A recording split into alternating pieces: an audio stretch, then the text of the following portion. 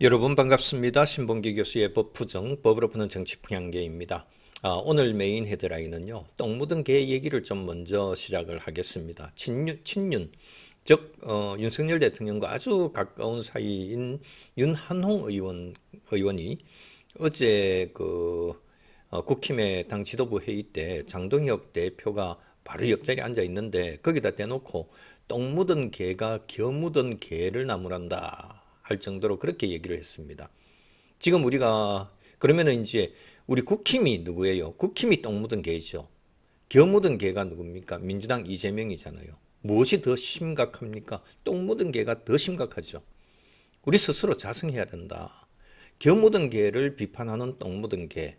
그러니까 국힘에 대해서 누가 지지를 하겠습니까? 중도층이 국힘을 지지를 하겠습니까? 그 얘기를 어제 윤한홍 의원이 대놓고 직설적으로 장동혁 대표를 앉혀놓고 그렇게 했습니다.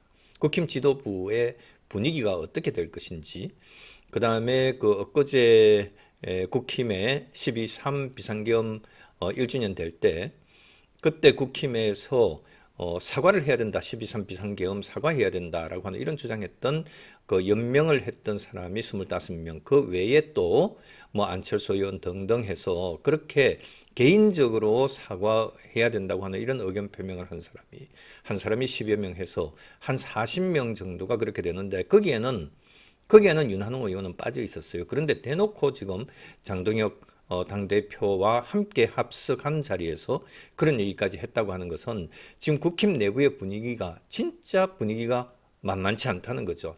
장동혁한테 대단히 불리한, 장동혁이 지금 아주 외톨이화되고 있는 그런 분위기로 흘러가고 있다라고 하는 것을 우리가 느낄 수 있는 장면이었습니다. 오늘 첫 주제로 거기에 대해서 여러분들께 좀 말씀을 드릴게요. 그 다음에 결국 이거는 이제 무엇하고 연결이 되느냐? 국힘의 내전이 시작이 됐다. 장동혁 퇴진을 하느냐 아니면은 비대위로 가느냐.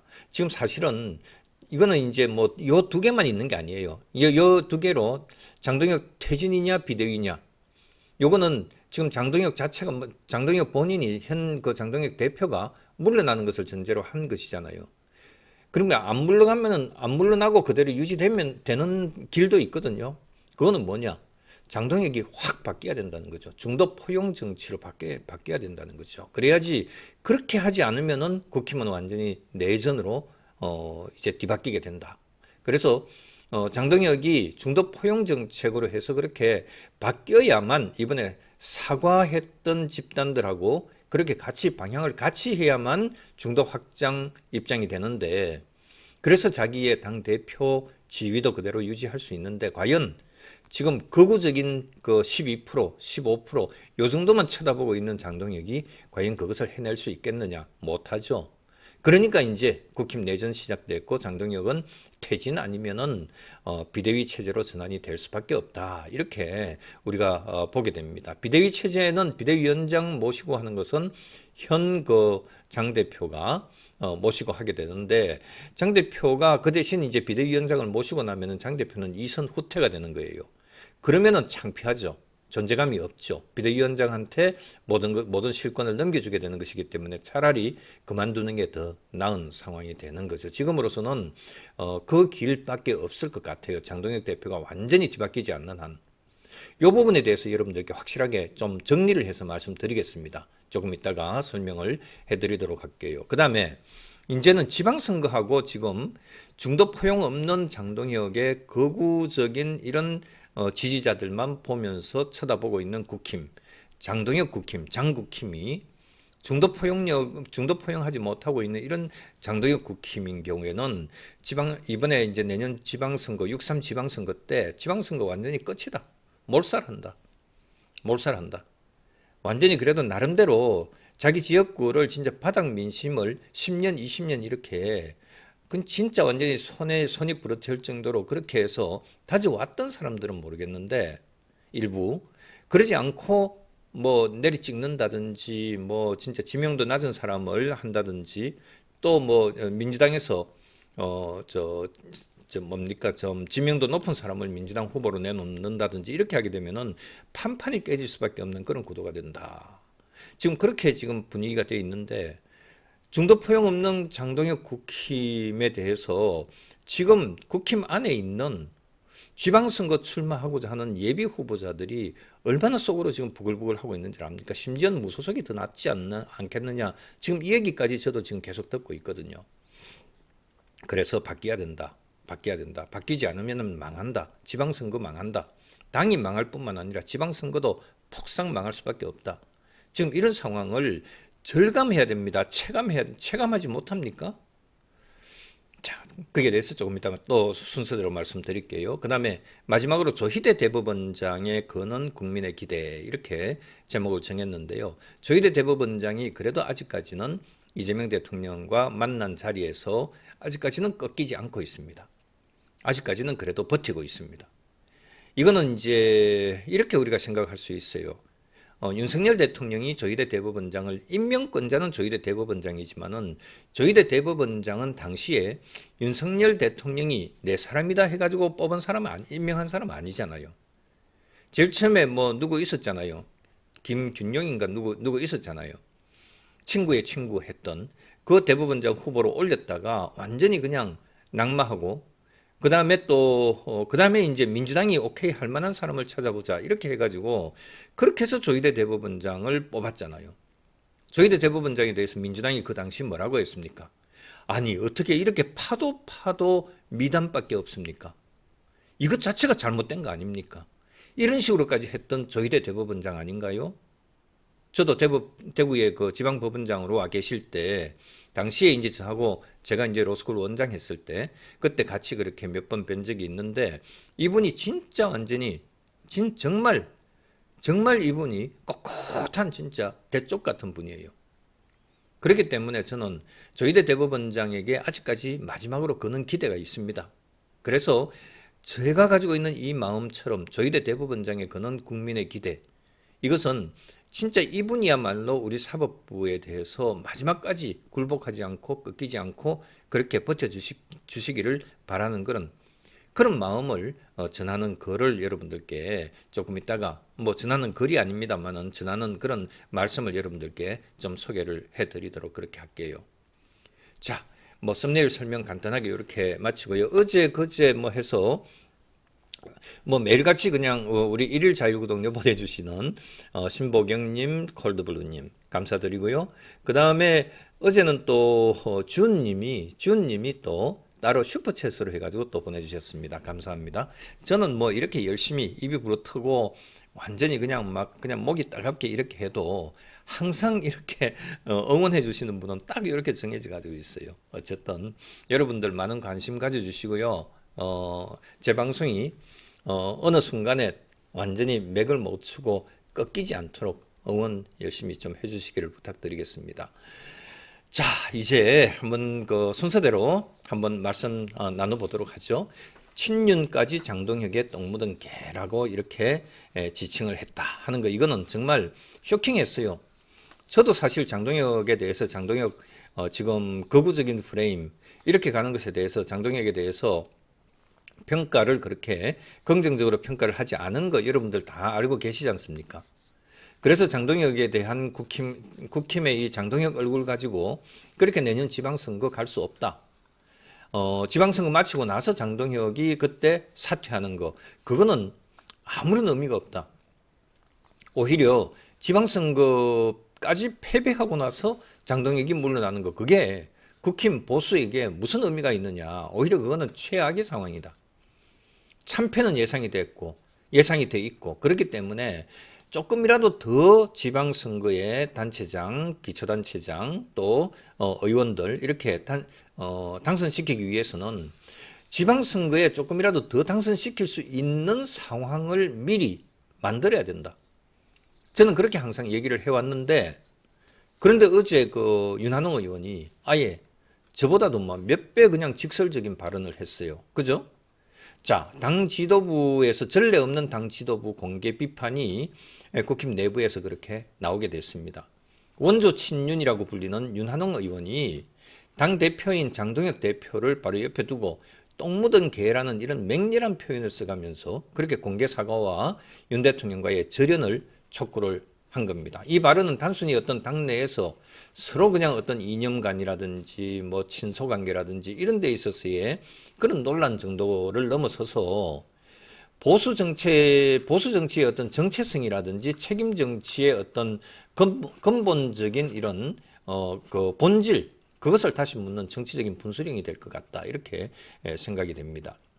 윤한홍 의원이 어제가 5일이죠. 금요일 날 국회 오전에 당 회의 자리에서 12.3 비상계엄 사태와 관련해서 계엄을 벗어던지고 국민께 사과해야 된다, 이렇게 주장을 한 겁니다.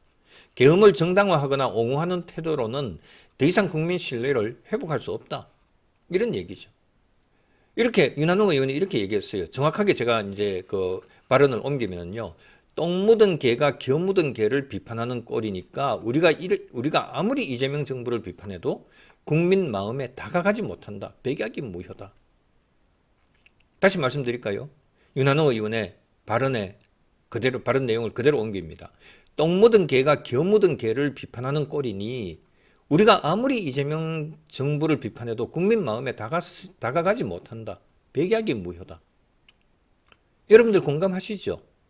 왜 중도층이 45대 15겠습니까? 조금씩 뭐 1, 2% 왔다 갔다 하긴 합니다만은 3대 1이에요. 3대 1. 중도층의 이재명 정부, 민주당에 대해서 지지자가 중도층이 45%, 국힘 지지율이 중도층이 15%. 이게 말이 됩니까? 말이 돼요? 있을 수가 없는 일이죠. 이거는 완전히 그냥 이미 지금 패배는 이미 확정돼 있는 상황이에요. 계엄이라고 하는 중대한 권력 남용 사태가 있는데도 불구하고 이를 정당화하거나 반성하지 않는 지도부를 데리고는 정당 전체가 비난의 대상이 될 수밖에 없다고 하는 이런 경고를 한 거죠. 이 표현은 단순히 어떤 감정적으로 그 장동혁 대표가 잘하니 못하니 이런 데 대한 어떤 비난을 한 것이 아니죠. 당 내에서도 책임과 통렬한 어떤 반성을 요구하는 지도부 교체론, 단절론, 이런 것들이 공개적으로 제기됐다고 하는 점에서 상당히 상징성이 있고 의미가 있다고 그렇게 생각이 듭니다. 지금 당내 균열, 지도부 고립 지금 상태로 흘러가고 있는 거예요. 이제는. 저는 이제 윤한홍 의원까지 이렇게 났을까라고 하는 부분에 있어서는 저는 정말 의외였거든요. 이거는 저는 윤 대통령에 대해서도 진짜 사실 상당히 좀 실망스럽습니다. 자기가 비상계엄을 할 수밖에 없었다. 어쩔 수 없이 민주당이 발목 잡고 또 입법 막고 돈 막고 뭐 탄핵하고 이런 식으로 막 줄줄이 그렇게 하고 하니까 그 폭거 3대 폭거 이상의 그런 행위로 해서 어쩔 수 없이 비상계엄 했다 그러면은 비상계엄 했다고 하는 거 그것에 대해서 정당했다 주장을 끝까지 해야죠. 법정 나가서도. 그런데 거기에서 자기가 이제 군 그 최고 국가 원수잖아요.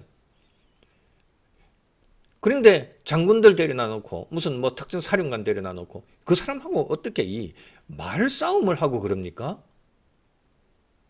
아예 뭐 잘못했으면 잘못했다고 탁 깨놓고 그렇게 완전히 그렇게 이제 잘못 판단했다 하고는 책임지겠다. 그다음에 부하들은 내가 시키는 대로 그 부하들이 그렇게 해가지고 부하들 피해 입은 사람들에 대해서 이 사람들이라도 선처해 달라 이렇게 나서는 거 이게 윤 대통령으로서 옳은 태도 아닙니까? 이런 얘기까지 또 나아가면은 참 말씀드릴 게 많습니다만은 어떻든 이제 지금 그런 상황 법정 나가서 내 책임이니 네 책임이니 하면서 군 장성하고 뭐 사령관하고 이렇게 지금 말싸움하고 그렇게 하는 그 윤 대통령을 지지했던 완전히 최측근 멤버 중에 한 사람이었던 윤한홍 의원이 윤 대통령하고 선을 끊는 그런 발언을 했다고 하는 것은 이제 이거는 엄청난 변화가 있는 것이거든요. 당내 변화가. 그러니까 지금 자기들 뺐지 총선 그건 아직까지 3년 이상 남아 있습니다만은 당장에 이번 6월달 6.3 지방선거를 생각을 하면은요 이 사람들이 긴장해야죠. 그러니까 이제 그 국감 말기가 되고 하니까 그러니까 이제 입장이 좀 바뀌고 있는 그런 모습을 보여주고 있는 겁니다. 그래서 이제 윤한홍 의원이 그와 같이 발언을 했던 것에 대해서는요, 단순한 내부 불만 아니다. 당 지도부인 장동혁 대표와 과거에 친윤 핵심으로 불렸던 의원들 사이에, 그러니까 이제 그쪽은 이제 친윤하고 장동혁하고 그다음에 통일교, 자통당 뭐 이런 쪽하고 모두 다 같은 무리잖아요. 한 무리였잖아요. 그러면서 한동훈계를 완전히 왕따시키고 몰아내려고 했던 이 집단들이었잖아요. 그런데 지금 친윤 집단하고 친윤 집단하고 장동혁 대표 팀하고 이쪽하고 지금 갈라지고 있는 거예요. 공개 갈등이 지금 생긴 겁니다.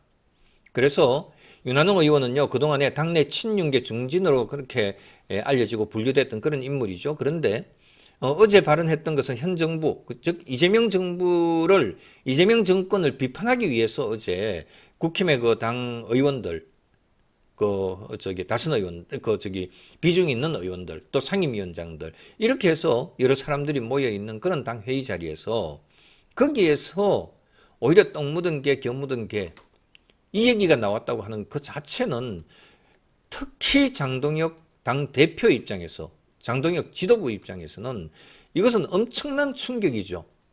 아마 손이 부들부들 했던 것으로 저는 제가 그 장면을 제가 잠깐 봤는데, 클로즈업 했으면 아마 손이 부들부들 떨었을 거예요. 정말. 본래는 정권 비판을 위한, 그 이재명 정권 비판을 위한 그런 자리였지만은 결과적으로 당 스스로, 국힘 당 스스로 과거 계엄 사태의 책임과 반성을 논의하는 그런 자리가 돼버리고 말았죠. 그리고 그날 그 전날 이제 그 12.3 1주년 되는 날 때 초재선 의원 중심으로 해서 25명이 별개의 어떤 기자회견을 열고 계엄 사태에 대해서는 이유 여하를 불문하고 이유 여하를 막론하고 국민께 사과한다 하는 대국민 사과문을 발표를 한 바 있습니다. 지도부하고 완전히 결이 다르죠. 책임 정치 복귀 의사를 25명이 그렇게 했습니다. 그 다음에 초재선 의원이 아닌 다선 의원들 또 다른 이제 별개로 해서 그렇게 입장 표명을 한 그런 의원들까지 하면 한 40명 정도 지금 되는 걸로 그렇게 드러나고 있지 않습니까?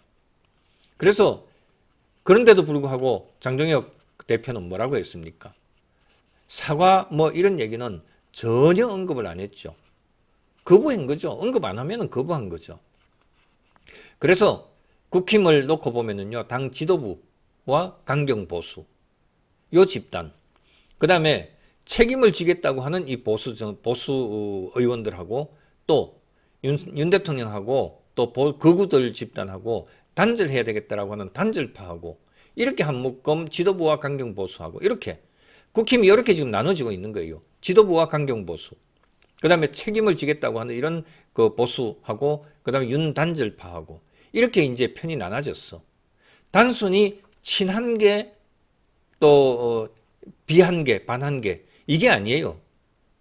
한동훈을 놓고 한동훈의 우호적이냐 비우호적이냐 이걸로 한 게 아니고 이제는 당 지도부하고 극우적인 그 집단하고 그 다음에 책임 통감해야 된다. 그 다음에 윤석열과 연을 끊어야 된다.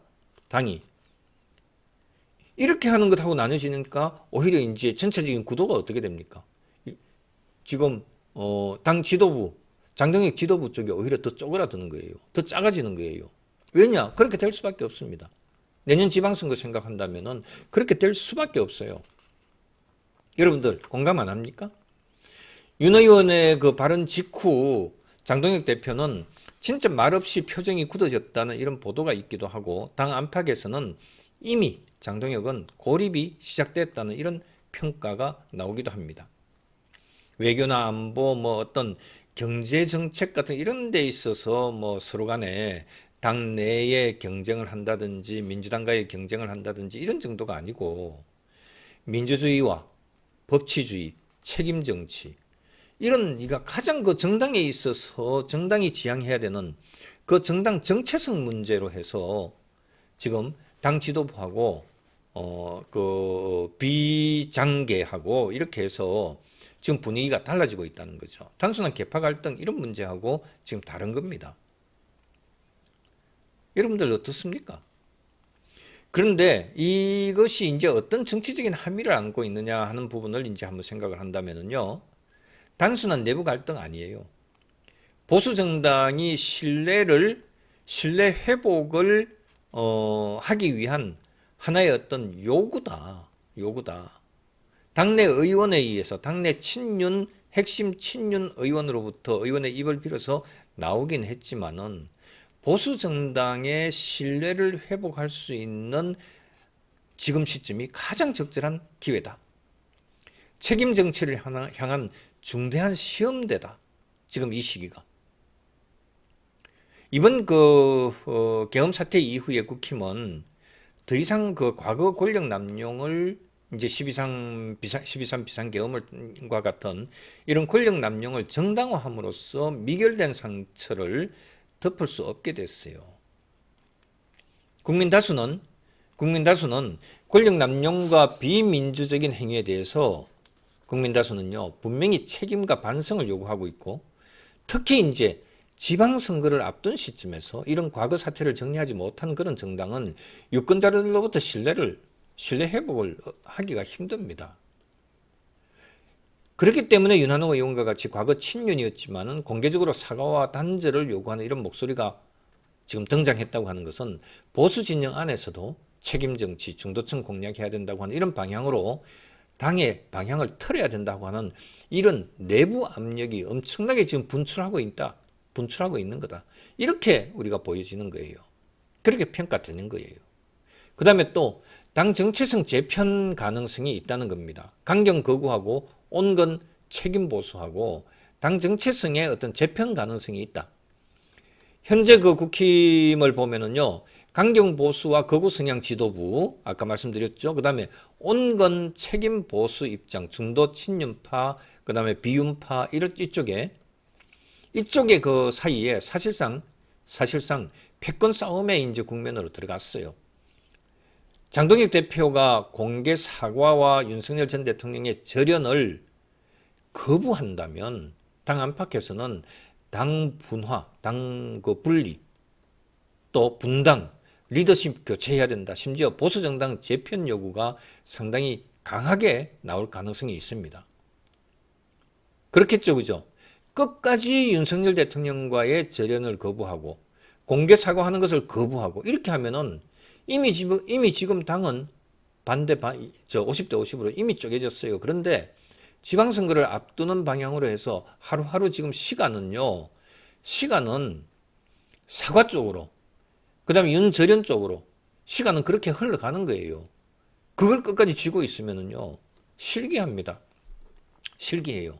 장동혁 대표 같은 경우에게, 장동혁 대표에게 하는 얘기입니다. 사과를 하고 윤절연을 하려면은 신속하게 하는 것이 본인이 사는 겁니다. 또 본인이 살기도 하고 내년 지방선거에 그래도 어느 정도 기대를 갖게 하는 거죠. 당이 기대를 갖게 하는 정도가 아니고 당에서 지금 전국 곳곳에 지방자치 광역기초단체장 또 지방의원, 시도의원, 예? 이렇게 해서 지금 수만 명 되죠. 수만 명이 지금 줄을 서가지고 지금 국힘의 이름으로 나서려고 출마하려고 그러고 있는데 국힘의 이름이 오히려 무소속 이름보다도 못한 그런 이 라벨을 달고 있고 배지를 달고 있고 있는 상태에서 그렇게 후보로 출마하면은 누가 이기겠습니까? 제대로 당 지도부에 대해서 주장도 못하는 그 예비 후보자들, 그분들이 지금 어떻게 지금 생각하고 어떻게 지금 목을 메고 있는데요. 당이 바뀌어야 된다라고 하는, 당이 바뀌면은 좀 나은데 이 얘기를 지금 저도 계속 듣고 있거든요. 특히 지역 정치인들로부터 제가 그런 얘기를 많이 듣고 있거든요. 자, 그 다음에 국민 여론에 대해서 우리가 중도층이 사실은 지금 국힘 자체의 지지도 하고 민주당 지지도는 지금 2분의 1이에요. 2대 1이에요. 2대 1이에요. 45대 뭐 24 뭐 이런 정도예요, 사실상. 그런데 문제는 중도표를 다수 가지고 와야지 비등해지잖아요. 그런데 중도표가 지금 아까 말씀드렸듯이 중도표가 3대 1이잖아요.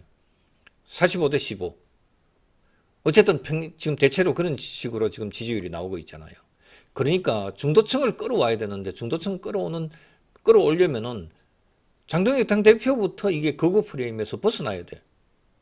그런데 장동혁 하면은 완전히 거구 얼굴이, 그 얼굴에 지금 거구 프레임이 그 덧입혀져 있어요. 그러니까 장동혁 얼굴로 계속 가겠습니까? 확 완전히 변신하지. 장동혁 변신 잘하잖아요, 여러분. 예? 장동혁 변신 잘하잖아요. 완전히 친한에서 친윤으로 완전히 확 바뀌고 하는 거. 완전히 얼굴 바꾸고 하는 거. 이런 거 잘하잖아요. 지금 다시 중도 확장 방향으로 확 바뀌어야 돼. 180도 확 바뀌어야 돼. 그렇게 하지 않으면 안 됩니다. 다가오는 그 지방선거에서 보수 정당의 유권자 기반이 어디로 가는지에 대한 어떤 장동혁 대표의 입장, 당 지도부의 입장이 그것이 바로 가늠하는 보수 정당 유권자가 또 중도층이 어느 쪽으로 흐르느냐라고 하는 데 대한 어떤 시험대가 될 수 있어요. 대중 여론이 책임 정치와 반성 쪽에 기울게 되면은요. 그런 식으로 지금 기울고 있습니다만은 더 이제 선거가 가까이 다가가면 다가갈수록 그런 쪽으로 가게 될 거예요. 그렇게 되게 되면은 과거 강경 보수나 극우 중심의 지지층만으로는 선거 승리가 어렵다고 하는 것을 분명히 깨닫게 될 겁니다. 이것은 보수 정당의 전략과 정체성 전환을 압박하는 그런 요인이 될 수가 있다라고 하는 것을 깨닫지 않으면 안 되는 거예요. 그래서 장동혁 대표가 바뀌지 않는다면 이걸 전제로 해서 봤을 때 장동혁 대표가 바뀌지 않는다면 그러면 답이 뭐겠습니까?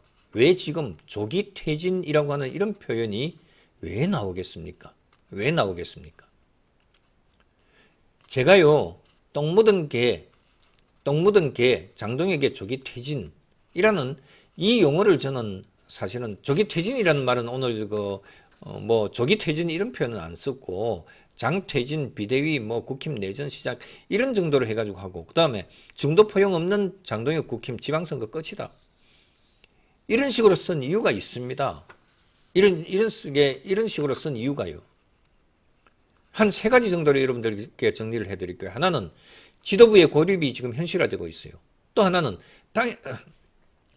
죄송합니다. 자, 다시 지도부의 고립이 지금 현실화되고 있어요. 또 하나는 당의 정체성이 흔들리고 있어요. 또 하나는 정치적 상황과 유권자의 기대가 맞물려 있는데 그것을 못 벗어난다는 거죠. 지도부의 고립이 현실화되고 있다. 첫째, 무슨 뜻이냐? 당대표인 장동혁에 대해서 같은 당 내의 과거 핵심 지지 세력들, 장동혁 편으로 분류되던 그 핵심 지지 세력들조차도 공개적으로 윤 대통령에 대해서 절연해라. 그 다음에 비상계엄에 대해서 사과해라. 이렇게 요구한 것은 전례가 없는 일이죠. 지도부가 설 곳을 잃고 있다고 하는 것. 리더십 상실을 의미하는 것이죠. 장동혁 리더십 상실되고 있는 거예요. 지도부 고립이 현실화되고 있는 겁니다. 그 다음에 두 번째, 당의 정체성이 흔들리고 있다는 점을 지적을 합니다. 보수정당 내부에서 도대체 우리 보수정당은 지금 저렇게 장동혁 얼굴로 저렇게 돼 있는데 국민들은요, 누가 우리를 대표하느냐, 우리는 누구를 위해서 정치하느냐, 예? 당 내에서 지금 우리의 진정한 대표자가 누구냐, 나하고 생각이 너무나 다른 극우 프레임 씌워져 있는 여러분들, 극우 프레임이 더 씌워져 있는 거예요. 극우라고 제가 완전히 막 그렇게 몰아세우는 것까지는 아니잖아요. 극우 프레임이 더 씌워져 있는 장동혁 얼굴로 해서 그 장동혁이 바로 우리를 대표하는 국민의힘 당을 대표하는 그 얼굴 상징이 될 수 있느냐. 또 도대체 우리 의원들 또 당직자들 당원들 국민들은 보수 국민들은 도대체 누구를 위해서 정치를 해야 되고 누구를 밀어줘야 되느냐. 근본적인 질문에 맞부닥쳐 가지고 있는 거죠. 만약 현 지도부가 반성과 책임을 거부한다면 당의 앞날은 불투명해지는 거죠. 당의 정체성이 흔들리고 있다. 말을 제가 그래서 이런 표현을 한 겁니다. 그 다음에 세 번째, 정치적인 상황과 유권자의 기대가 맞물려져 있는데 지방선거, 이제 생각해 보십시오. 지방선거. 그 다음에 또 지금 국민들이 정치, 특히 보수 정치의 신뢰 회복 요구, 중도층을 다시 불러와야 된다. 중도층의 발걸음을 다시 되돌려야 된다라고 하는 중도층의 눈높이에 맞춰야 된다. 바로 지금은 단순한 어떤 공천을 받느냐 안 받느냐, 선거 전략을 어떻게 쓰느냐 안 쓰느냐, 그 문제가 아니에요. 공천하고 선거 전략에 앞서서 정당의 정체성이 더 주요 변수로 떠올라가지고 있는 그런 상황입니다. 이런 상황에서 과거 형태를 고수하는 그런 지도부가 살아남을 수 있겠습니까? 지금은요, 단순한 어떤 내부 논쟁이라든지 논란이라든지 뭐 장동혁이냐 아니냐, 내가 장동혁이다, 또 내가 뭐였습니까? 내가 황교안이다, 이런 식으로 하는 방식으로 가는 것이 타당하다고 봅니까? 또 내가 추경호다. 그게 바로 거구적인 프레임이에요. 부정선거 거구 프레임이에요. 부정선거 있을 수 있어요. 비난할 수 있어요. 그러나 내가 바로 황교안이다, 부정선거 옹호론자다, 예? 이렇게 몰아가면 이거는 거구 프레임을, 국힘을 거구 정당으로 스스로 자꾸 프레임을 스스로 더 씌우는 이런, 그것을 촉진하는 거예요. 그래서 보수정당 전체의 어떤 존립과 방향을 결정할 수 있는 중대 분기점이 되는데, 조기 퇴진이라고 하는 표현은요, 어쩌면은요, 제가 볼 때는 그냥 뭐 과장되게 하는 얘기가 아니다. 현실적으로 당을 살리려면은 조기 퇴진도 하나의 가능한 시나리오다. 당대표 임기 2년? 그거는요, 그냥 어쨌든 임기 2년으로 그냥 그렇게 규정이 되어 있을 뿐이에요. 당이 망가지고 당이 무너지고 추락하고 국민 신뢰가 완전히 그냥 땅바닥이면은 그 얼굴 가지고 어떻게 그렇게 2년을 다 가겠습니까? 그렇지 않습니까, 여러분? 자, 우리는 지금 과거의 상처를 덮고 가는 것이 맞느냐, 아니면은 책임을 지고 또 책임을 지우고 반성하며 새 출발하는 것이 옳은 것이냐, 여기에 대해서 우리가 판단을 할 때가 됐습니다. 똥 묻은 개라고 하는 표현까지 나오면서 내부 어떤 균열이 가시화되어 있는 이 지금 현재 시점에서 과연 지금 현재와 같은 국힘과 같은 이 보수 정당은 책임 정치로 나아갈 수 있을 것 같습니까? 가능성이 있겠습니까? 지도부가 책임을 회피한다면은 유권자와 사회에서 국힘의 과거 비상계엄이라고 하는 거, 그거 국힘이라고 하는 정당하고 완전히 다르다. 비상계엄 정당, 국힘은 비상계엄 정당하고 다르다, 이렇게 봐주겠습니까? 우리 책임 아니다, 우리는 몰랐다, 그 당시에, 이런 식으로 한다고 해가지고 국힘이 비상계엄으로부터 자유롭겠습니까? 아니잖아요. 국민들이 비상계엄 정당 국힘, 여기에 있어서 비상계엄을 떼고 국힘, 중립적이고 그냥 전통 보수 국힘, 이렇게 봐주겠습니까? 아니잖아요. 그리고 국민들이 요구하는 민주주의의 기본이라든지 법치와 책임, 이런 것들이 국민의힘 정당이라고 하는 데서 회복될 수 있겠습니까? 지금은 단순히 장동혁이라고 하는 한 사람, 이 사람에 대해서 이 사람이 지금 어떻게 자기 스탠스를 취하느냐, 뭐 자기가 완전히 변신해서 중도 포용 정책으로 스탠스를 완전히 변신을 하느냐, 아니면은 이렇게 내부 반발이 있는데도 불구하고 똥 묻은 개라는 소리까지 들으면서까지도 극우 15%만 바라보고 12%만 바라보고 그러면서 끝까지 버티겠다고 하면은요, 조기 퇴진해야죠. 비대위로 가야죠. 그렇게 하지 않으면은 지방선거 완전히 개박살납니다. 개박살나요. 정신 차려야 됩니다.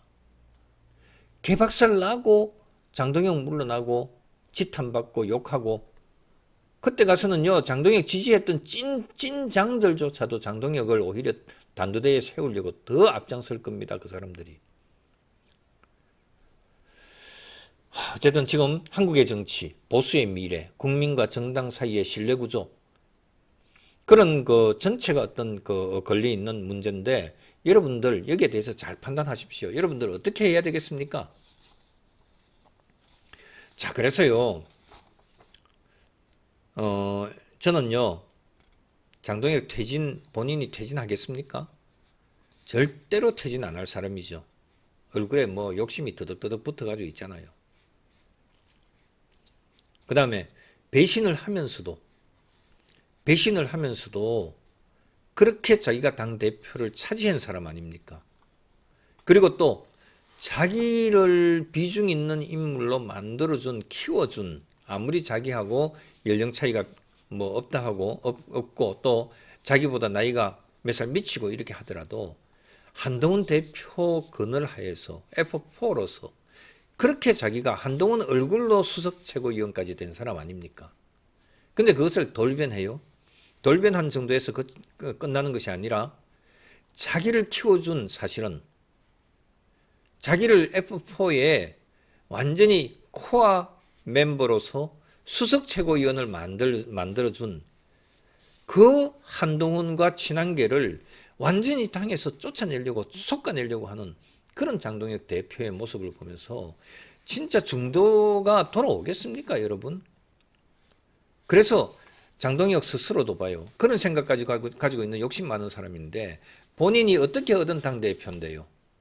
그것을 당대표 자리를 과감하게 용단을 내리면서 당을 위해서, 보수를 위해서 던진다? 퇴진한다? 저는 기대 못합니다. 기대하기가 힘들어요. 장동혁의 본심을 생각한다면요.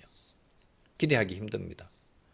그러면은 이제 장동혁 퇴진은 가능성이 없다 이렇게 보면은 결국은 본인이 당대표 자리를 유지하면서 그러면서 비대위로 가는 수밖에 없는데, 비대위원장은 또 본인이 또 임명을 하잖아요.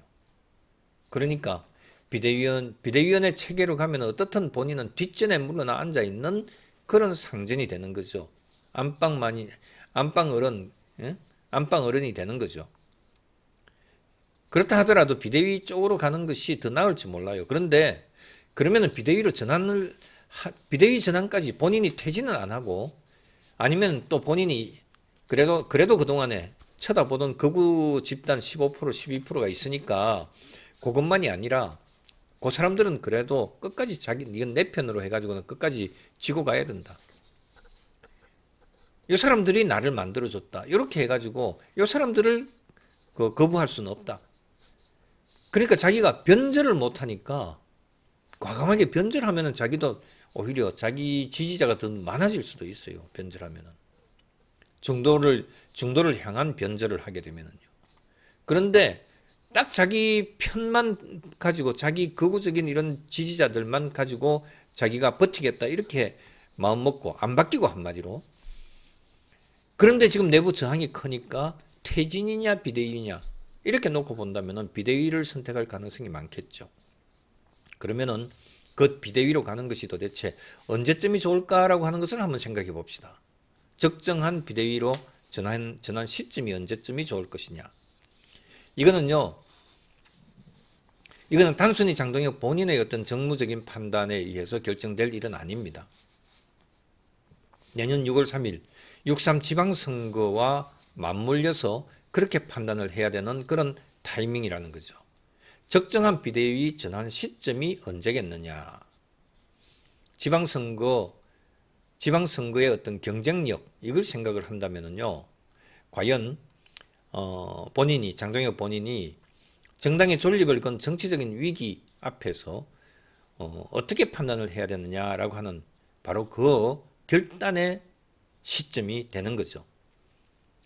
장동혁 대표 체제에 대해서, 자, 우리 지금 보수 국민들이 또 중도에서 다시 돌아오고 싶은데 돌아오기 싫은 지금 국힘이 돼 있으니까 민주당으로는 못 가는 그런 중도에 잔류하고 있는 그 중도파들, 무당층들.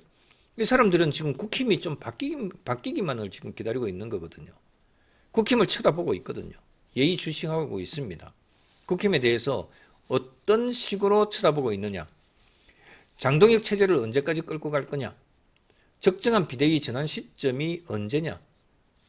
요걸 지금 중도층에서는 쳐다보고 있습니다. 관심 가지고 있습니다. 묻고 있습니다. 국힘에 대해서.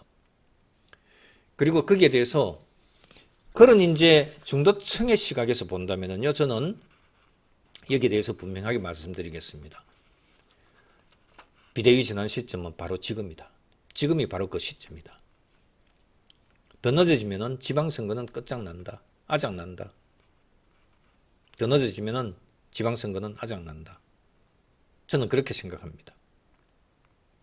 여론조사의 흐름은 거의 고착화 됐어요. 민주당 지지율이 44%, 5%, 국힘 지지율 24% 저는. 이렇게 지금 이미 2배 가까이 그렇게 이미 고착화됐어요. 딱 지금 지지율 표를 보면요, 딱 그 선에서 왔다 갔다 하고 있어요. 이렇게 횡보를 하고 있습니다. 근데 특히 중요한 지표는 중도층하고 무당층이잖아요. 중도층에서 민주당은 45%에서 47%, 국힘은 한 15에서 17, 8%. 한마디로 지난주에 한국갤럽 같은 경우는 45%, 15%, 3대 1이었어요. 이거는 단순 열세가 아니에요. 이것을 어떻게 정치학에서 어떻게 얘기하냐면은 이거는 정책 실패도 아니고 전략 실패도 아니고 정당의 이미지 붕괴다. 정당의 이미지 붕괴다. 이걸 뭐 브랜드 칼립소 파스 이거는 독일어로 얘기하면 파제 이래 되는데 어쨌든 BCP라고 이렇게 정치학에서는 얘기를 하더군요. 그래서 정책 실패도 아니고 전략 실패도 아니고 정당 이미지가 이미 붕괴된 상태다. 이건 또 다른 말로 풀면은 뭐가 되냐면은요. 정책이 아무리 좋아도 후보가 아무리 뛰어나도 그 사람 등에 정당 로고가 무엇이 붙느냐. 그것에 따라서 즉 국민의힘 정당 로고가 아무리 정책이 좋고 후보가 멋지고 능력 있는 사람이라 하더라도 국힘 후보로서의 정당 로고가 딱 붙어 있는 순간에 거부감이 생기는 그 단계. 이게 바로 정당 이미지 붕괴 단계. 즉 BCP 단계라고 이렇게 정치학에서는 얘기를 해요. 지금 국힘이 바로 그 지점에 와 있다. 이렇게 지금 평가가 되는 겁니다. 다시 말씀드릴까요? 지금 국힘의 단계가 지금 어느 단계다? 정책이 아무리 좋아도 또 후보가 아무리 좋아도 국민의힘이라고 하는 정당의 어떤 로고가 딱 옷에 붙어 있는 순간에 바로 거부감이 생기는 그 단계. 이거는 뭐 포기해야죠. 자, 많은 분들이 이렇게 묻습니다. 선거는 아직 6개월이나 남았는데 지금 상황에서 조금 있으면 또 반전할 수 있는 이런 기회가 있지 않겠느냐, 가능성이 있지 않겠느냐. 그런데 저는 그렇게 생각하지 않습니다. 많은 사람들이 또 그렇게 생각하지 않습니다. 이미 지방선거 구도는 굳어져 있습니다. 6개월, 7개월 전부터 딱 이 지지율 구도로 해서 횡보를 하면서 딱 굳어져 왔어요. 지방선거에서 중요한 것은요, 하나의 어떤 단일한 정치 이미지입니다. 그런데 대통령, 정당, 지도부, 또 공천구조, 이것이 모두 다 하나의 묶음이에요. 민주당 같은 경우는 그것으로 해가지고 대통령과 민주당, 그 다음에 민주당의 정청래 지도부, 공천, 이것하고 지금 하나의 묶음으로 보듯이 국힘도 역시 마찬가지입니다. 국힘은 이제 당대표니까 장동혁 대표, 국민의힘, 그 다음에 장동혁 대표를 둘러싼 김민수 거구, 그 다음에 그런 어떤 공천구조, 그 사람들이 공천구조 70대 30, 당원 70, 일반 30 이런 식으로 하는 그 공천구조, 그거는 장동혁의 국힘의 하나의 어떤 하나의 한 묶음으로 그렇게 인식이 됩니다. 그럼 국힘에 대해서 국힘 후보들은 어떻게 국민들로부터, 유권자들로부터 인식이 되느냐. 장동혁 윤석열 체제의 연장선이다. 비상계엄 사태에서 사과를 하지 않는 정당의 얼굴이다. 중도층 배제하는 정당의 그런 대리인들이다. 대표자들이다. 이렇게 지금 국힘 후보자들은, 지방선거 후보자들은 그렇게 낙인이 찍히는 거예요. 아까 말씀드렸죠. 정책이 아무리 좋아도, 전략을 아무리 잘 쓰고 그렇게 해도, 그 다음에 또 인물이 아무리 좋아도 그 사람이 국민의힘 딱지를 붙여가지고 로고를 붙여가지고 나오면은 그 사람은 국민의힘 로고를 붙여서 딱 등장하는 순간에 거부감이 확 더 씌워지는 그런 단계. 그래서 그것을 아까 BCP 단계라고 했죠. 이 단계, 즉 정당 이미지 붕괴 단계다. 지금 이 상황이 와 있습니다.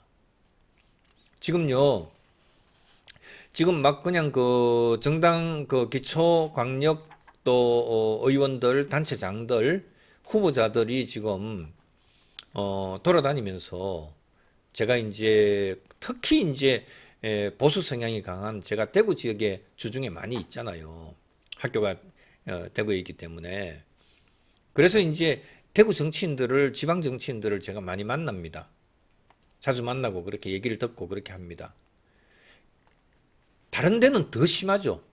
대구조차도 그러니까 대구가 보수 국민들이 당선될 가능성이 상대적으로 더 높은데 보수 후보자들이 그런데도 대구에서조차도 현장에서 예비 후보자들이 무슨 얘기를 저한테 얘기를 하냐 하면은요.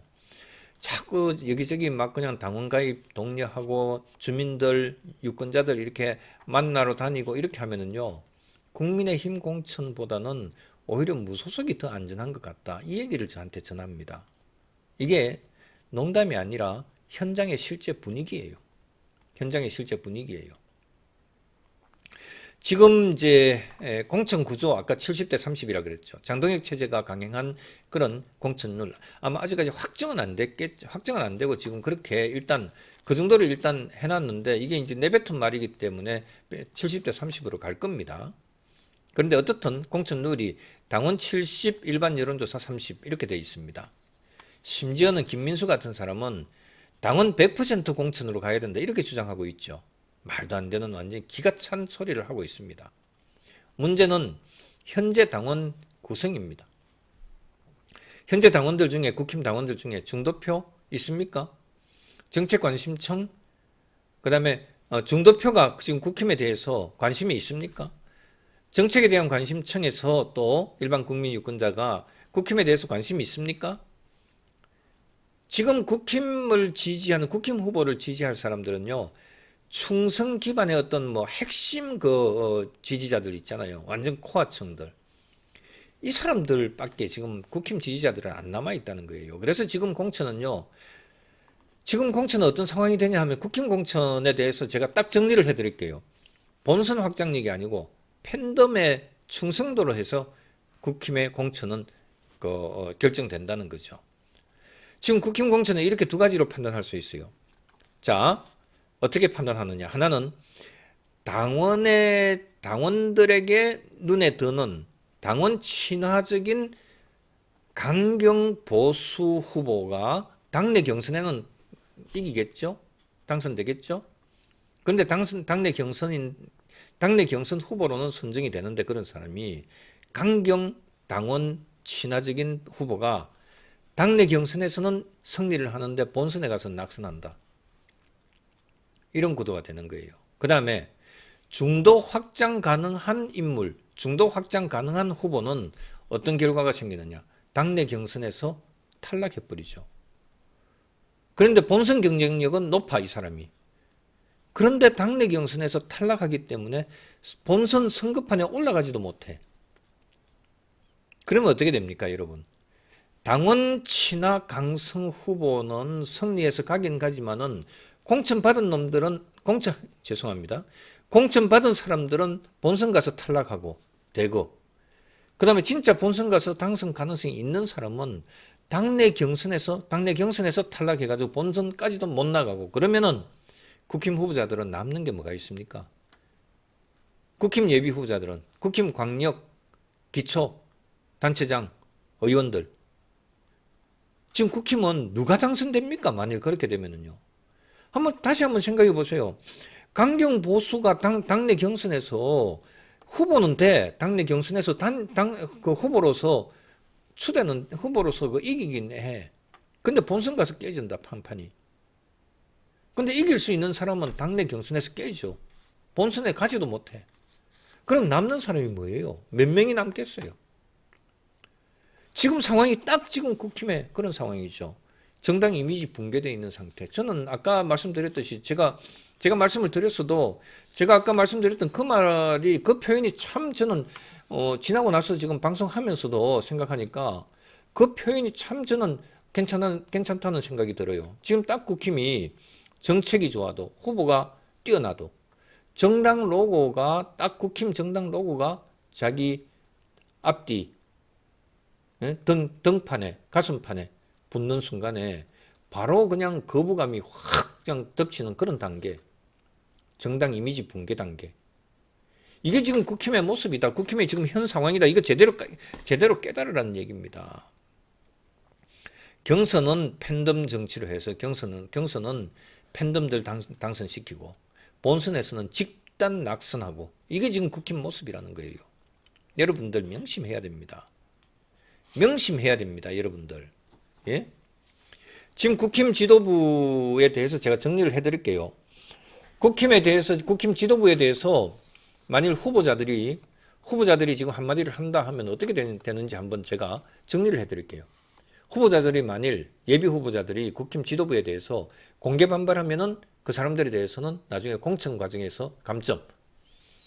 그 다음에 국힘의 지금 거구적인 그 프레임, 그 장동혁 그 부분에 있어서 비판하면은 공천에서 제껴, 배제. 당내 또 토론을 붙이게 되면은 내부 반역, 당내에서 한마디 이렇게 하고 나면은 한마디 갑론을박에 나서게 되면은 내부 반역자다 해가지고 이렇게 낙인을 찍어. 그렇게 하니까 후보자들이든 또 뭐 누구든 모두 다 겉으로는 잠잠하잖아요. 그런데 수면 밑에서는 지금 폭발 직전입니다. 지금 침묵하지만은 그 침묵이 대규모 반발하는 그런 것이 감추어져 있는 수면 밑에서 대규모 반발하고 있는데 겉으로는 지금 침묵하는 이런 지금 모습을 보이고 있다는 거예요. 그게 지금 국힘의 모습입니다. 지금 당은요, 사실은 지금 현 시점 이미 내년 지방선거까지 이제 이제 7개월도 안 남았잖아요. 6개월밖에 안 남았죠. 딱 6개월도 이제 채 안 남았네요. 6월 3일이니까. 5개월까지. 5개월 하고, 그 다음에 12월도 지금 벌써 오늘 6일 아닙니까? 그러니까요, 이제는 지방선거를 염두에 둔 그런 전략으로 들어가야 돼요. 그런데 이 시점의 주인은 누가입니까? 누가 주가 돼야 됩니까? 후보자들이 주인이 돼야 돼요. 그런데 실제 권력은 극소수 최고위원회에 지금 거기에 지금 관건이 달려 있습니다. 지도부 이것을 뭐 정치학에서는 이렇게 얘기하대요. 민주적 정당 모델이 아니라 지도부 보존 모델 뭐 이렇게 얘기를 하더라고요. LPS라고 이렇게 얘기를 합니다. 리더십 프리서베이션 시스템 해가지고 지도부 보존 모델 이렇게 정치학에서는 얘기를 해요. 그러니까 지도부만 남아 있는다는 거죠. 국민들은 다 떠나고 유권자들 다 떠나고 바로 선거 패배하고 지도부 붕괴된다. 이게 지금 딱 드러나는 이 상황이라는 거예요. 지금 그러면은 어떻게 해야 되느냐? 답은 이미 있습니다. 답은 이미 정해져 있어요. 답은 이미 있다니까요. 비상계엄 사태에 대해서 당 지도부가요. 비상계엄 사태에 대해서 공식 사과하고 책임지겠다. 우리 당도 책임 있다. 이렇게 그 부분에 있어서 정리를 해줘야 돼. 그 다음에 중도 확장 중심의 메시지로 해가지고는 지금 메시지 전환에 들어가야 돼요. 그 다음에 공천룰 재설계해야 됩니다. 당원 70, 일반 민심, 일반 유권자 30 이게 아니고 오히려 거꾸로 당원 30, 여론 70 지금은 그렇게 가야 될 상황입니다. 그렇게 가야지 중도 민심을 흡수합니다. 그 다음에 저는요 마음 같아서는요 이번에는 당원들 비율을 아예 이번에는 좀 포기했으면 좋겠다. 그 생각까지 들어요. 아무리 역선택을 하더라도. 그래서 개방형 경선 완전히 그냥 100% 그냥 오픈해 버렸으면 좋겠다. 사실 그 정도까지 저는 그런 생각까지 든다니까요. 그래서 그런데 이제 한번 생각해 보십시오. 지금 현재의 장동혁 대표로 가지고 이게 가능하겠습니까? 장동혁 대표 체제로는 방금 얘기했던 이 세 가지 조건 이거 절대로 통과 안 됩니다. 승복 못 합니다. 그래서 장동혁 체제는요, 극우 지지층을 유지를 한다 그러면 개인의 어떤 개개인이 자기 능력으로 개인이 생존 전략을 짜야 된다. 그 다음에 당원 70% 체제, 당원 70% 비율을 주는 그렇게 체제는 현 지도부를 유지하겠다고 하는 이런 그 어떤 시스템이다. 그 다음에 노선 전환은 없기 때문에 현재 리더십의 정체성과 충돌되는 거다. 그래서 현재 체제가 변화를 거부하는 그런 구조라고 볼 수 있겠습니다. 이렇게 이게 이제 장동혁 체제가 절대로 안 바뀐다 이렇게 전제해서 보면은요, 지도부를 바꾸지 않으면은 당은 바뀌지 않는다 이렇게 되는 거죠. 이렇게 되는 거예요. 그러면은 적정한 비대위 전환 시점은 언제냐? 아까 제가 제일 처음에 그랬죠. 바로 지금 현재다. 아까 제가 그랬어요. 지도부 전환 시점이 언제냐? 바로 지금이다. 지금이 바로 그 시점이고 더 늦어지면은 지방선거는 끝이다. 이렇게 제가 아까 얘기했잖아요. 지도부 비대위 전환 시점은 바로 지금이다. 비대위는 위기가 지난 후, 즉 6.3 선거 끝나고 나서 그때 하게 되면은 이미 끝나는 거죠. 국힘 보수 자체가 완전히 진짜 그야말로 멸절되는 겁니다. 지금 전환하면은요, 그나마 공천 룰도 수정할 수 있고 중도층 회복 한번 시도라도 해볼 수 있고 지방선거 구조가 다시 한번 구도를 짤 시간도 있고 그렇게 됩니다. 근데 내년 2월이라든지 이렇게 늦게 하게 되면요, 이미 그때는 공천 절차나 해가지고 후보자 이미 확정되죠. 이미 프레임은 고착이 돼버려요. 지금이 골든타임입니다. 정당의 정치는 책임이죠. 그리고 과오가 있다면 사과해야 되고 노선이 틀렸으면 바뀌어야 되고 리더십에 한계가 있으면 내려와야 됩니다. 저는 그렇게 생각합니다. 그래서 여러분들께 불쾌감 느끼게 되겠습니다. 느끼리라고 생각합니다만은 저는 단호하게 말씀드립니다. 댓글에 가득 막 그냥 몇 개를 그냥 도배하는 사람이 있는데 저에 대해서 비판하면서 그런데 그럼에도 들으세요. 장동혁 체제는 더 이상 이것으로 해가지고는 그대로 간다면 안 된다. 바뀌지 않으면은 장동혁 체제의 변화라고 하는 것을 더 이상 미룰 수 없다. 비대위 전환은 선택이 아니라 생존을 위한 필수다. 예? 비대위 전환하는 것은 생존이 아니라 필수다.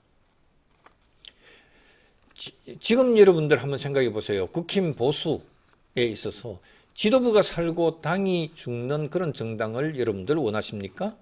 아니면은 당이 살고 보수가 다시 경쟁하는 그런 정당을 원하십니까? 어느 쪽을 원하십니까? 선택하십시오, 여러분들. 진짜 제대로 선택해야 됩니다. 참 워낙 제가 오늘 심각한 상황이어서 장동혁 체제에 대해서 여러분들 확실하게 말씀드렸어요. 자, 조희대 대법원장 얘기 한 1분만 말씀드릴게요. 내란 전담 재판부, 법 왜곡죄 신설, 사법행정 체계 재구조화시키고 하는 이런 것들 민감한 이런 상황에서 조희대 대법원장이 어제 이런 발언을 했습니다.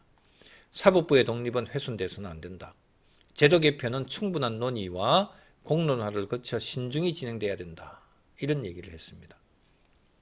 여기에 대해서 조희대 대법원장이 분명한 문제의식은 있다는 말이죠. 전국 법원장 회의를 한번 거치겠다는 거예요. 그렇게 해서 먼저 법원 내부 의견을 듣겠다 이렇게 해서 단호하게 하면서 그래서 이제 정리를 하고자 하는 것인데 사법부가 입법부 행정부의 속도에 끌려다니지 않겠다고 하는 이런 의지 표명으로 그렇게 보여집니다. 이 발언의 의미는요. 지금 여권이 사법부를 개혁 대상이 아니라 관리 통제 대상으로 바라보는 듯한 이런 지금 입장을 지금 여권에서 민주당에서 보이고 있는데 내란 사건 전담 재판부 그다음에 특정 판결을 정치적 기준으로 그렇게 재단해서 처단하겠다라고 하는 이런 법 왜곡죄도 등등 이렇게 해서 사법부를 민주당 그 쪽에서 어떻게 지금 평가를 하고 하냐면은 옳고 그름을 나누는 재판기구, 자기들 편은 옳고 자기들 편 아니면은 나쁘고 이걸 판단하는 기구일 뿐이다. 사법부는 이렇게 지금 보고 있거든요. 그렇기 때문에 저희들 대법원장이 다른 그 법원장들 법원장 회의를 거쳐가지고 그렇게 결론 내리겠다 하는 것은 그래도 하나의 전체적인 입장 표명을 한번 묶어가지고 그렇게 하겠다. 전체적인 입장을 공동 대응하겠다라고 하는 이런 것으로 비춰져요. 정치권의 속도전에 휘말리지 않겠다. 또 법관 사회의 의견을 집약하고 국민 앞에서 사법부의 존재 이유를 설명하고 그 다음에 필요하다면 정치권의 압력에 대해서 완전히 선을 끊는 그런 결단을 내리겠다. 사법부가 흔들리면 어떻게 되겠습니까? 지금 저희대 대법원장에게 기대합니다. 저희대 대법원장이 서 있는 그 자리가 바로 한국 사법부 독립의 마지막 방파제다. 그렇게 저는 생각합니다. 저희대 대법원장이 지금 있는 그 자리에서 더 단호하게, 더 단호해지기를 바랍니다. 더 분명히 명확해지기를 바랍니다. 그리고 끝까지 사법부를 지키는 인물로 남아주기를 바랍니다. 그래야지 사법부가 국민들로부터 지지를 받고 그리고 사법부가 끝까지 이 나라를 수호하는 조직으로서 남게 됩니다. 굴복하면 안 됩니다. 자, 오늘 이렇게 마치겠습니다. 여러분 감사합니다. 1시간이 넘어버렸네요. 죄송합니다.